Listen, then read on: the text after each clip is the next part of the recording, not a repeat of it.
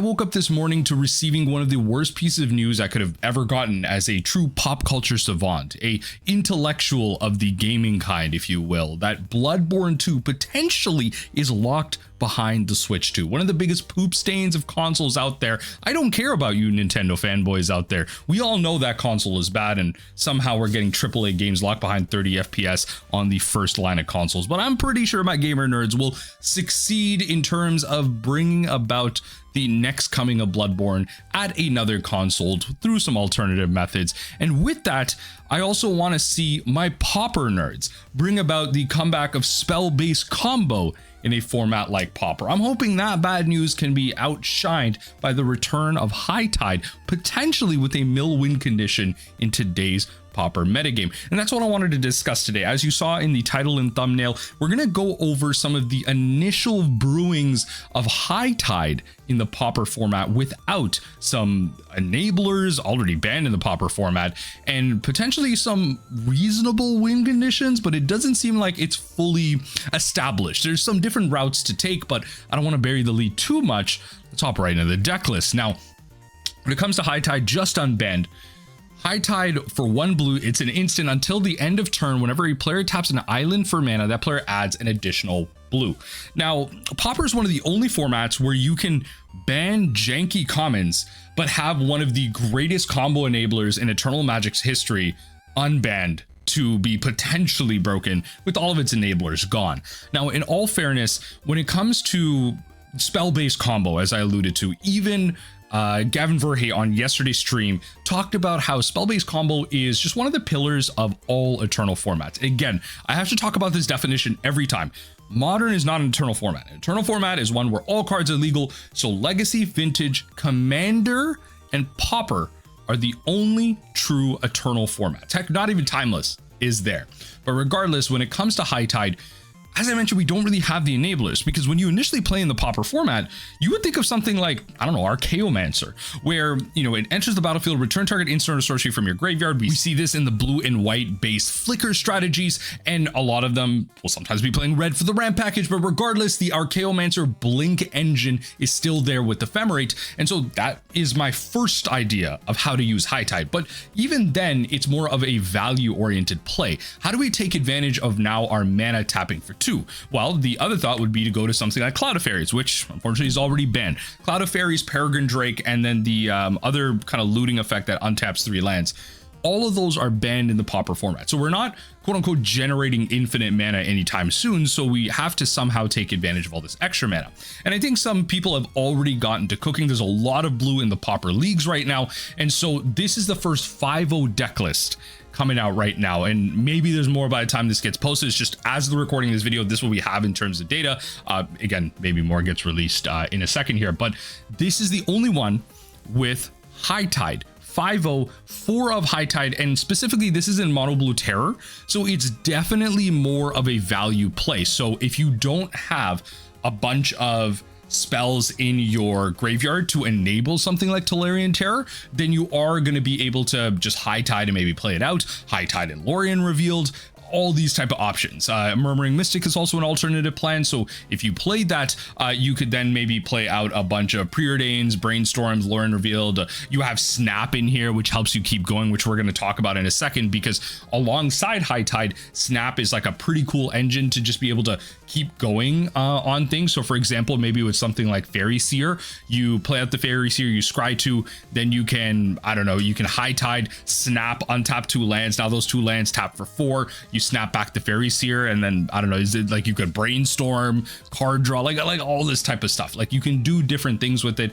but it feels like specifically in this Tolarian Terror type of brew, it's a value piece. It lets you aggro out a bunch of threats and potentially just become an overwhelming threat in the game, but it's a main board option. It's not really a combo piece in that sense. There's nothing to really go off with other than Snap. So what are the ways that people are abusing something like Hightide? What are the ways that they're trying to succeed? And I think eventually down the line, in the coming days, we're going to start to see something like Hightide combo really make its way in the Pauper format. So specifically, this is just like off of like the user submitted deck list, but I think it's pretty close, because something like this is probably going to be the way that Hightide really gets used. So when it comes to something like this, we have 4 Hightide. So great, we start there. Preordain, Brainstorm, a little bit of fixing. And what we want to be doing, we're playing cards like Reach Through the Mist to draw cards. Stream of Thought ultimately ends up becoming the win condition that a lot of these decks are opting for. So once you're able to draw a bunch of cards and generate a ton of mana, what do you do with that mana? Well, you can play something like Stream of Thought to replicate a bunch of times and get your opponent to mill 4 and shuffle cards back into your library to continue down the chain, use up more cards, and just keep going through the game. So how do you do that? Well, you're going to be using cards like Merchant Scroll to find your Hightides, peer into the depths to find them. Psychic Puppetry allows you to tap or untap a permanent, so that's going to allow you to untap your islands. Splicing on Arcane is going to help you go through as well. And so when it comes to many of these type of cards, so peer into the depths, use Psychic Puppetry on top of that, it looks like these untap strategies are what a lot of these kind of players are going for, to be able to untap your islands, generate a bunch of mana, and just go and go and go and go to make a bunch of mana, replicate Stream of Thought a bunch of times, and then again be able to shuffle some cards back in to continue the engine from there. So definitely a lot of high click type of decks. This is just the status of what spell-based combos have to be. It's going to be very frustrating to be able to play on Magic Online, but I imagine a lot of paper savants will be taking it to play as well. Like for example, Andrea Mengucci playing a list like this, very similar again, playing, you know, the Muddle the Mixture for the transmute cost, accumulated knowledge for some draw. We got Twiddle. Stream of Thought is a 2 of. What's nice about Stream of Thought as a 2 of is if you happen to use the first one for a little bit of value, maybe a little bit lower, you can then cast the second Stream of Thought and shuffle the first Stream of Thought back in through something like Replicate. So even if they counter one copy, they're not going to be able to get the second copy. And then you're going to be going through some tap untap shenanigans with something like Hightide and going off from there. On the sideboard, we have some Giga Drowse to be able to tap some permanents to slow things down as at instant speed.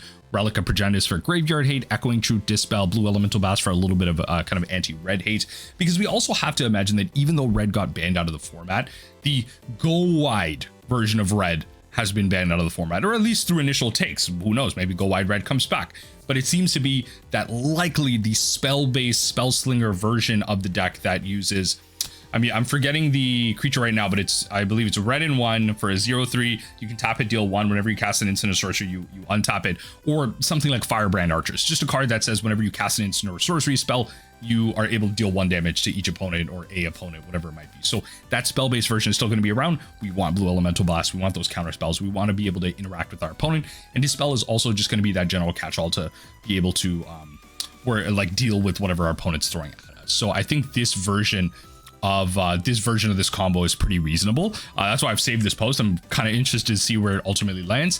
But when it comes to that, it's interesting because later down in that thread, he actually talks specifically about a snap version of this deck. And so when it comes to Archaeomancer, the snap Archaeomancer kind of route is also viable too, because you could go Archaeomancer for 4, bring back a spell that you have, and then snap that Archaeomancer back to your hand. Because with snap, you're then going to be able to untap 2 lands, return the Archaeomancer, and now those 2 lands tap for exactly 4 with the Hightide out, and then you're going to be able to play that Archaeomancer back again. And so there's versions running this. I thought maybe this would be the first route. Like snap is one of the first cards that popped into my mind, especially being so Poison Storm injected recently.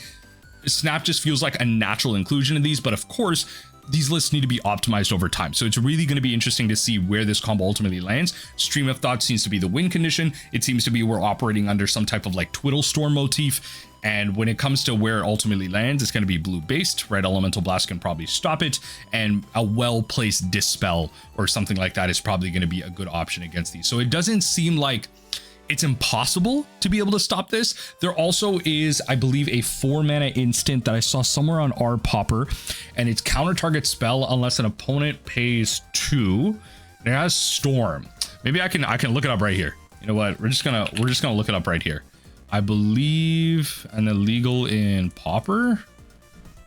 Here it is. It's literally the only one in blue. Okay, so yeah, Hindering Touch. Blue and 3, instant counter target spell unless its controller plays 2, and then it has Storm. So this is a way to potentially stop that deck. The big thing that a lot of people are talking about, which I think I generally agree with, is the fact that it costs 4.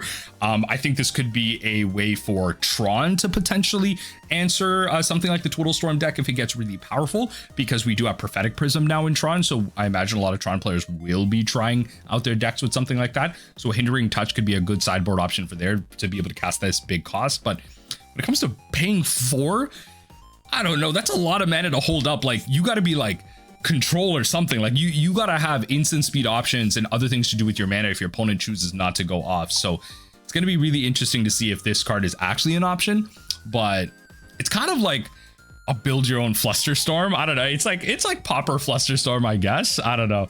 It's an option, but regardless, I think that's where we end off in this video. A lot of yap, but regardless, just wanted to showcase a little bit of where Hightide is going in terms of direction. Let me know what you think in the comment section down below. Have you iterated on Hightide at all? Have you seen some deck lists? Have you gone in the leagues just yet? I personally haven't. I'm going to be playing either tonight or tomorrow in some leagues. I definitely want to play some Affinity for sure. You know, my age-old favorite deck. So let me know what type of gameplay you want to see. Do you want to see me play the Twiddle Storm deck? Want to see me play some Affinity? I definitely want to hop into some Modern and some Post-Ban Worlds. So let me know what you want to see out of that. But regardless, really excited to play some Constructed Magic. Maybe a little less so Modern, although that is my primary format, but I'm definitely excited to jam some Common Madness when it comes to Pauper.